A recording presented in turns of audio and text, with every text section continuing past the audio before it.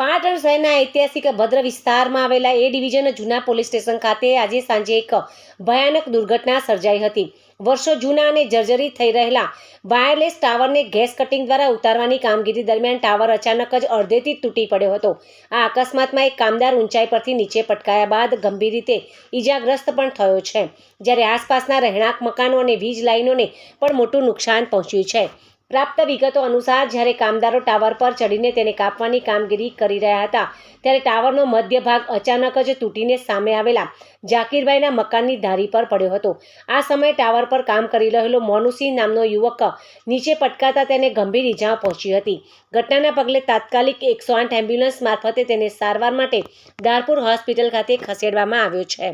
સ્થાનિક રહીશ સંધ્યાબેન પ્રધાને તંત્ર પર આકરા પ્રહારો કરતા જણાવ્યું હતું કે 4 મહિના અગાઉ વાવાઝોડા વખતે પણ આ ટાવરની સીડી તેમના મકાન પર પડી હતી।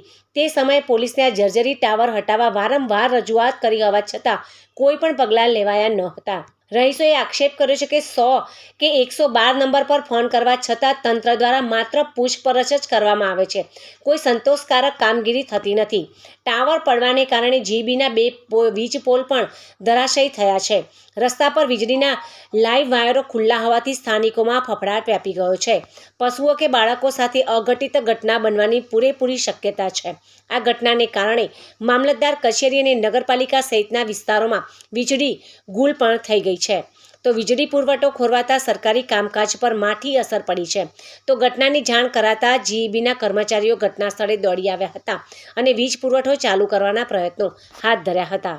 આજે બપોરે અહીંયા અમે રહીએ છીએ રહીશો બધા, ત્યાં ભદ્રમાં જૂનું પોલીસ સ્ટેશન હતું એ ડિવિઝન, ત્યાં વાયરલેસ ઉતારવા માટે માણસો મોકલ્યા હતા અને એ માણસ ઉપર ચડીને કાપતા હતા એ વખતે ઘટના ઘડી છે અને અડધામાંથી તૂટી ગયું અને તૂટ્યા પછી આખી સીડી હતી વાયરલેસનો ભાગ એ જાકીરભાઈના ઘર ઉપર, મારા સામેના ઘર ઉપર પડે છે।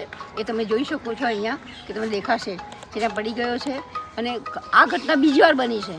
હજી 4 મહિના પહેલાં વાવાઝોડું આવ્યું ત્યારે વાયરલેસની સીડી પડી હતી, એ વખતે પણ કહેવામાં આવેલું પોલીસ ખાતાને કે તમે આ ઉતારી લો, જલ્દી અમને આ જાનમાલની હાનિ થાય છે। અમે બહુ ગભરાઈએ છીએ અહીંયા રહીશું કે ક્યારે શું પડશે ખબર નથી અને આજે આ ઘટના ઘડી છે। જુઓ બધા અહીંયા જોવા દેખાય તમને બધા લાઈવ વાયરો પડેલા છે રસ્તા ઉપર, નાના બાળકો કેવા પશુઓ આવ જા કરશે, કોઈને જાનહાનિ થશે ખબર નથી। કોઈને વાગ્યું? આમાં 2 જણાને બહુ જ વાગ્યું છે, એમાં એક તો અતિશય મરણતોલ ઘાયલ છે અને બીજાને ઘણું બધું વાગેલું છે। 2 જણા ઇન્જર્ડ છે। હું ક્યારે 112 પર ફોન કરું છું તે લોકો તો ખાલી ઇન્વેસ્ટિગેશનમાં ઇન્ક્વાયરી જ કર્યા કરે છે, બીજું કશું બોલતા નથી 112 વાળા।